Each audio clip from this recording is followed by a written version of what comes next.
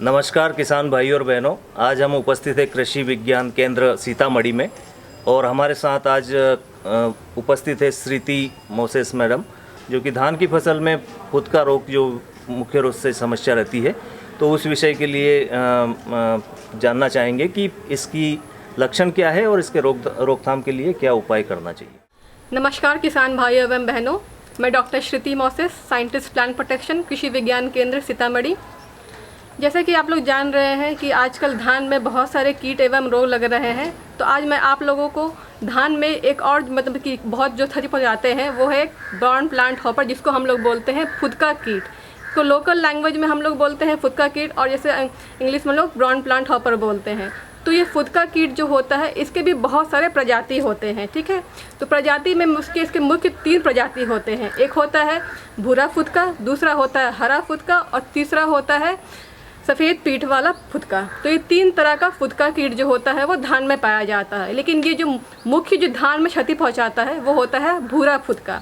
तो इसका आइडेंटिफिकेशन हम लोग कैसे करेंगे, आप लोग ये देखेंगे कि ये मतलब कि बहुत छोटा छोटा कीट होता है, मतलब कि बहुत छोटा साइज कीट रहता है। और ये मोस्टली क्या होता है, जो तना होता है धान का, उसके निचले भाग में बहुत सारी मतलब कि बहुत ज़्यादा मात्रा में ये जमा होकर के वहाँ पे रहते हैं और मतलब देखा जाएगा वो प्लांट का जूस सक करता है, जिससे कारण क्या होता है, धीरे धीरे पौधा जो है वो सूखने लगता है और सूखते सूखते मतलब कि पूरा खेत में मतलब फैलने लगता है। तो मतलब कि इसका कीट का प्रकोप क्या होता है, पहले ये गोलाई में मतलब कि एक जगह रहता है, मतलब कि आक्रमण करता है, तो धीरे धीरे वो गोलाई से वो पूरा खेत में फैल जाता है, जिसको हम लोग बोलते हैं हॉपर बर्न सिम्टम्स।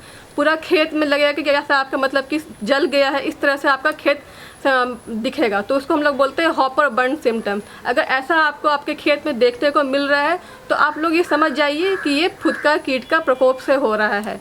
तो हम लोगों को पहले इसका मैनेजमेंट कैसे करना है फुदका कीट का, तो मैनेजमेंट के लिए पहले तो हम आपको बता रहे हैं कि आपको लोग जैसे आप लोग जो करते हैं कल्चरल प्रैक्टिसेस, जो सांस्कृतिक नियंत्रण जैसे कर सकते हैं। जैसे आप धान का जब रोपाई कर रहे हैं तो उस समय आप लोग ये ध्यान रखिए कि हम लोग जब रोपाई कर रहे हैं तो उसका स्पेसिंग जो होता है धान का, उसको हम लोग 20 × 15 सेंटीमीटर का स्पेसिंग में हम लोग करेंगे। तो इससे क्या होता है, जो फुदका कीट का जो अनुकूल परिस्थिति होता है वो नहीं बन पाता। इससे कम का स्पेसिंग अगर करते हैं तो उससे क्या होता है, अनुकूल परिस्थिति उसका नहीं बन पाता है, तो उससे मतलब कंट्रोल हो जाएगा। ये ध्यान रखना है कि स्पेसिंग हम लोगों को 20 × 15 कम से कम करना है, तो ही हम मतलब कि ये हम लोग कब बच सकते हैं। दूसरा हम लोग क्या करेंगे, जब हम लोग धान का हम लोग बुआई कर रहे हैं, जैसे कि हम लोग अगर 3 मीटर मतलब कि हम लोग बुआई कर दिए, तो हम लोग क्या करेंगे, बीच में आपको कम से कम 30 सेंटीमीटर का गैपिंग छोड़ना है। कि मतलब कि इससे अगर गैपिंग अगर आप नहीं छोड़ेंगे तो उससे मतलब क्या होता है, अनुकूल परिस्थिति बनता है और एक फील्ड से दूसरा फील्ड में ये कीट आसानी से पहुंच जाए। तो इससे मतलब कि हम लोग गैपिंग छोड़ना है, दूसरा कल्चरल प्रैक्टिस।